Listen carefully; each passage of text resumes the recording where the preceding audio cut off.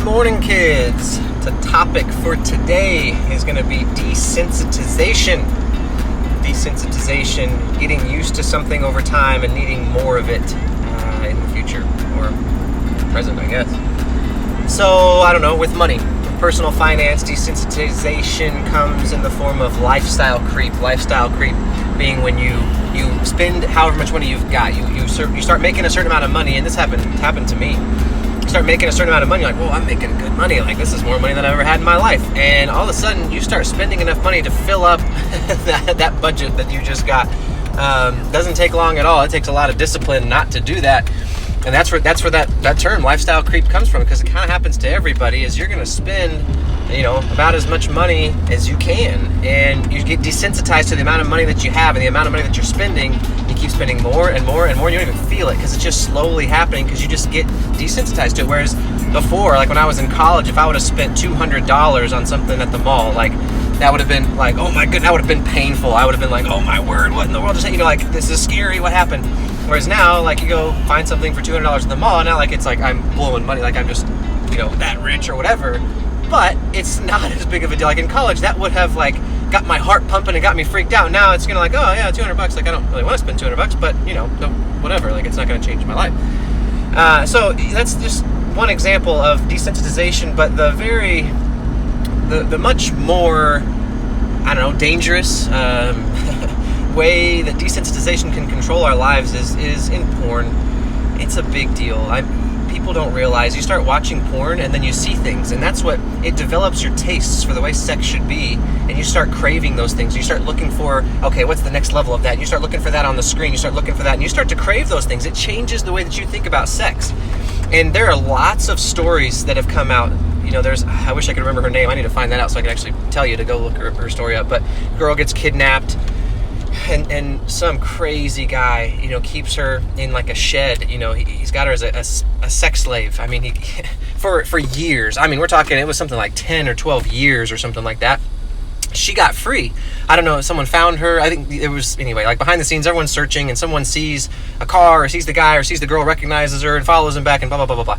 But anyway, she gets rescued, and she lives to tell the tale, and goes on to tell people about how he would go into the shed, every other day, whatever it was, and basically tell her like, all right, we're going to have sex, and he would rape her, like, repeatedly. Just, that's what she was for. He kidnapped her for that purpose.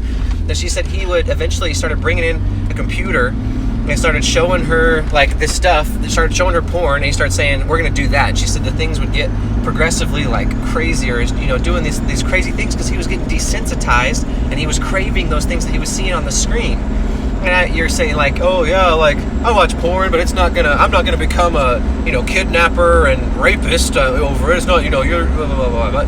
But that's just an example. Like, yes, that guy obviously had some other mental things going on, but it happens to the average person too. You're watching that stuff and you get desensitized to what you're seeing. You crave more, to where a normal sexual relationship with one person, with your wife, hopefully, just becomes boring. It sounds bad, but I mean that's where you get to the point where you like don't even have that much fun anymore, and you're over there watching porn and masturbating all the time, and then you're not even craving sex anymore, and you're not even turned on by your own wife. Like that happens all the time.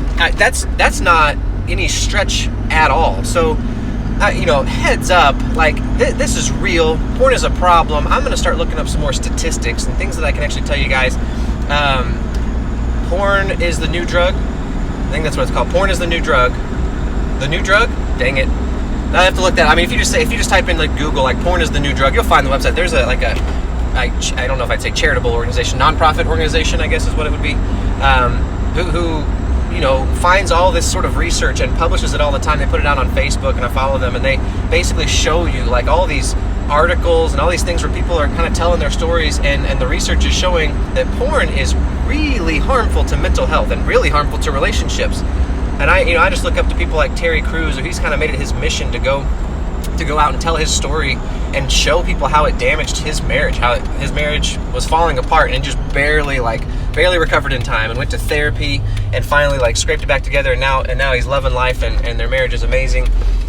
But you know, he was being overtaken, and it happens in real life, and you can't just, you know, like, that's what, even like you hear about somebody dying of a heart attack, you're like, oh, that's not going to happen to me. I don't have, you know, I'm not going to have a heart attack. And it's easy to say that, like, oh, not me. You know, it's not. It doesn't feel like it's ever going to happen to you.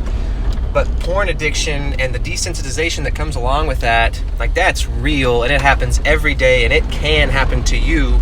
So be on guard. Find the behemoth inside you. It's a battle. It's a battle, guys. So anyway, I love you guys. I hope you have a great day, and I'll see you Monday.